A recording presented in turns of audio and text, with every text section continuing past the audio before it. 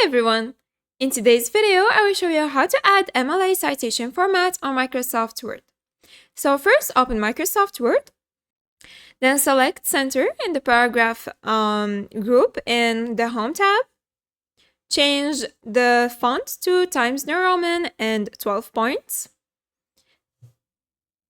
And type Works Cited.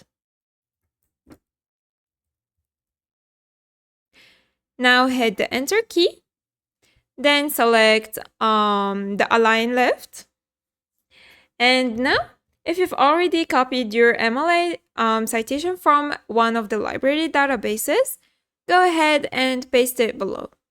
Right-click, then select a paste option. Let's select this one, for example. Now, highlight your citation and go and change the font to Times New Roman and 12 points. Then go to the paragraph group and click on this icon here. Then go to the indentation and select Hidden and Special. Then go to spacing and set the spacing at 0 for both before and after. Then go to line spacing and select double from the drop-down menu. Then hit OK.